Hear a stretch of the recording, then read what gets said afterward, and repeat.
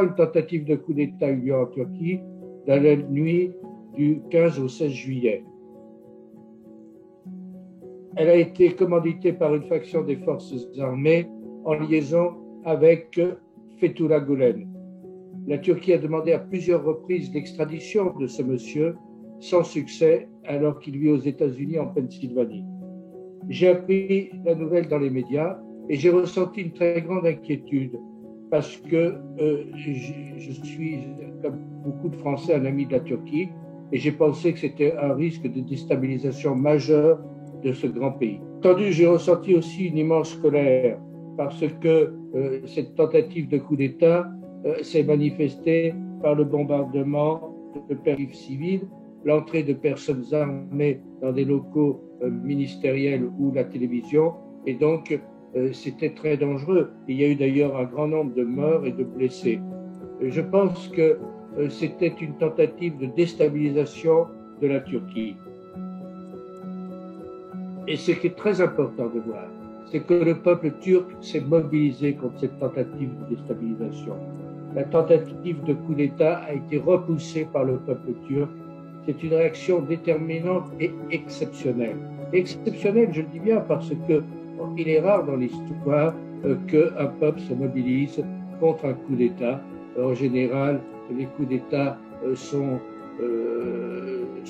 acceptés ou au moins par la résignation du plus grand nombre. Là, il y a eu toute une mobilisation populaire qui a été déterminante, car s'il n'y avait pas eu cette réaction populaire, je pense que le coup d'État aurait peut-être pu réussir. Et cela a renforcé, bien entendu, le pouvoir du président Erdogan, et c'est très bien, parce que le peuple et le président se sont trouvés alliés dans la lutte contre le terrorisme et contre le coup d'État. C'est une victoire du peuple et de la démocratie.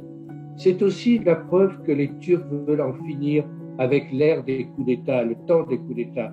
Il y a eu trop de coups d'État en Turquie. Depuis la fin de la Seconde Guerre mondiale, depuis la mort d'Atatürk, l'armée a multiplié les coups d'État.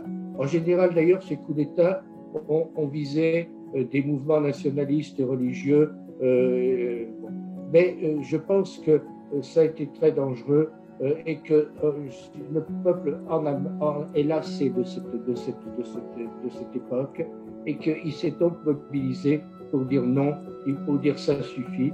Nous avons choisi démocratiquement un gouvernement, un président, et nous voulons qu'on leur fiche la paix, et ça c'est très bien.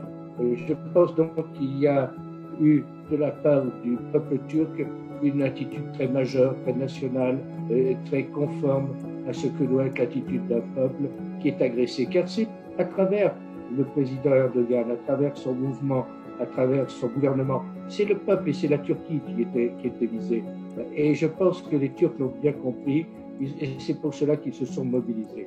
Je pense qu'on voulait déstabiliser ce pays, on voulait déstabiliser un grand pays qui est important en Méditerranée, qui est important sur la scène internationale, qui est important dans la région, notamment en Syrie et tout ça, et qui est un élément important aussi de l'OTAN, car il faut se souvenir que la Turquie a été l'un des premiers signataires de la charte de l'OTAN et que ce n'est pas d'hier que la Turquie a rejoint l'OTAN et elle a toujours été un élément déterminant de défense de l'OTAN. Donc il y a eu une tentative de déstabilisation ignoble et je pense que le peuple turc a très bien compris l'enjeu et c'est pour ça qu'il s'est mobilisé contre le coup d'État.